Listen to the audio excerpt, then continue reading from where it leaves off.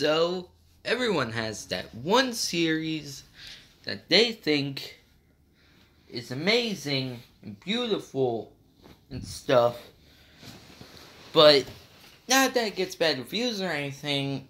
Well, it might get bad reviews, it all depends on you. But, there's always, no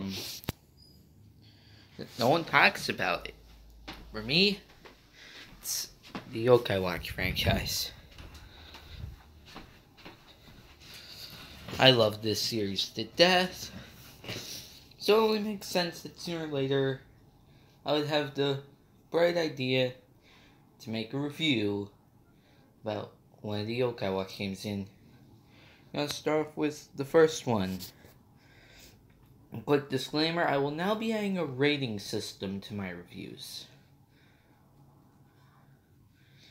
1 to 10, and I'll give a short description of why I feel it deserves that, and a bit of blank has flaws or stuff or anything. Anyway, let's get to the story. The story. Yokai Watch starts off as Unity Lambs or Katie something or other. I forget her last name. Have a bug kicking contest with friends and you're having absolute crap luck. And you head to Mount Wildwood. And then this capsule machine starts telling you to feed it. And not just telling you, sings to you about how it wants you to feed it. So, like any sensible human being, you feed it a coin. And out comes Whisper. In my opinion, one of the funniest characters in video game history. If you want more on why I like him so much, I covered it in top 10 funniest video game characters, so you can go watch that if you want to know why I like Whisper so much. I might even make a why I like on him at some point, I'm not sure, but anyway, back to the story. Then you get the Yokai Watch, and you are the only person, at least in the series, that can actually see yokai. And every yokai has its own personality, and that's part of why I like the series. But let's not get into that. And you just solve people's problems, whether it be your friends or random people, and even fight awesome bosses. But they're always a bit more comedic, and I'll get to that in a bit, but let's give a bit of spoilers at the end of the story. Then you find out that the new king of the yokai world, McCracken, wants to permanently cut off the yokai and human worlds. Of course, as you have done good thanks to the yokai, you want to stop him if it wasn't obvious enough. And then you go and stuff, and temporarily you get rid of the yokai, and it's a legitimately sad moment, but they do end up coming back as it's a kid's game. And excluding Super Paper Mario, if your game is primarily targeted as young children, you cannot have a sad ending. And the story, while admittedly a bit of it is a bit filler, just have the game drag on a bit before things really get going. The story itself isn't terrible. Not a 5-star, 4-star piece, but definitely a passable story. Anyway, let's move on to the gameplay. The gameplay. What did I just say? I think I may have actually said gameplay, but it sounded like I said play game or something like that. I don't know, but onto the gameplay itself. Now, one of the criticisms that I've actually seen this series get hit with is It's a Pokemon ripoff. Which, while they are similar, they have differences. Like a lot. Sure, you have a team of 6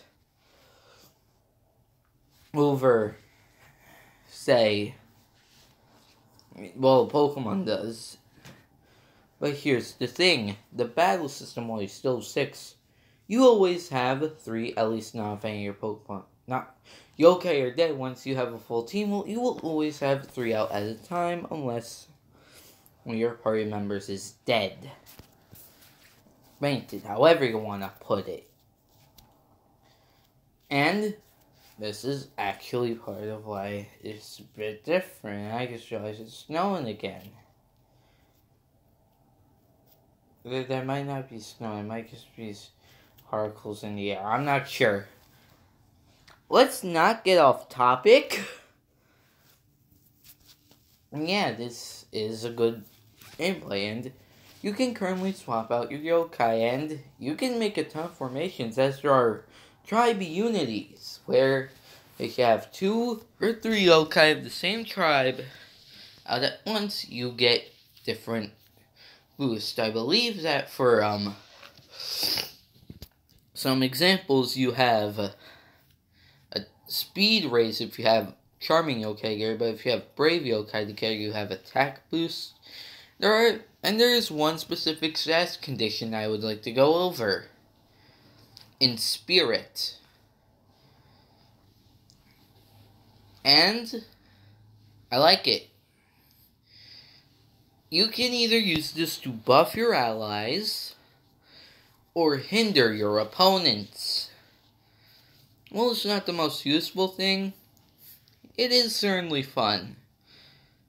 Try using Venok or Shadow Venok, and it's great using in, or even Reversa. It's fun. And yeah, that's. Oh yeah, and the befriending yokai mechanic.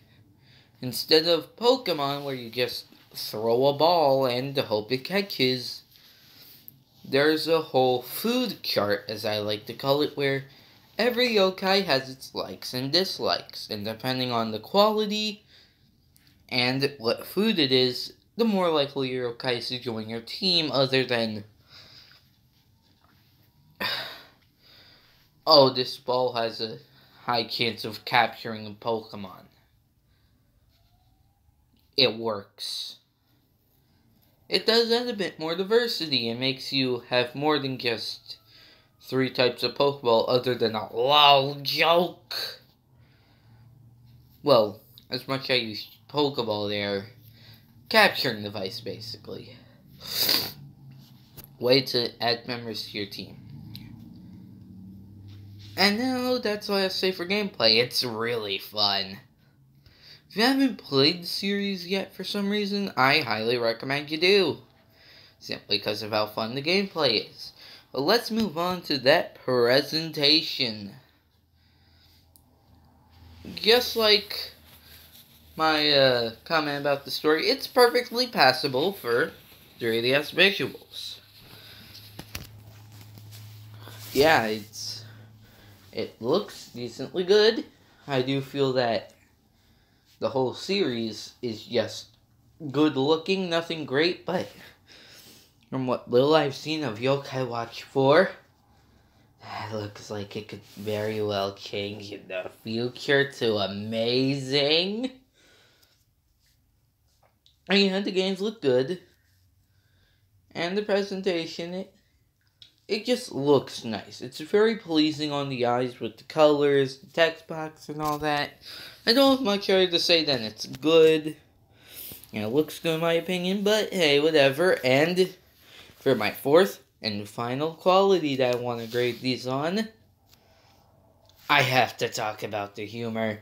These are easily the most well-written RPGs I have ever played. Even though this is mainly reviewed the first game, the first 3 games are so similar, outside of story, this might as well just be a review. of the first Yokai Watch game. Of the whole series, I mean.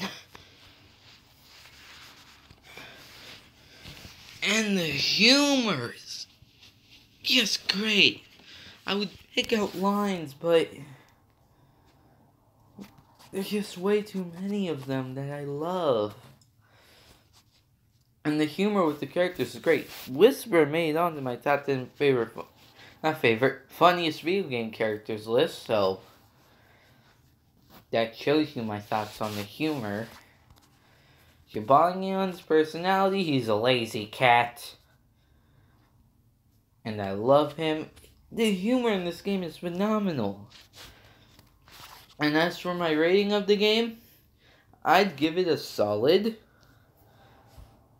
9.5 out of 10. It's great with a few minor flaws, such as sometimes the yokai can actually be decently hard to befriend if you don't have the right food. But there are yokai with certain abilities and you can just get better quality food, so even if it's not its favorite food, it will still help give you a better chance at befriending the yokai. Anyway, this has been Dementio's Pawn. Ciao.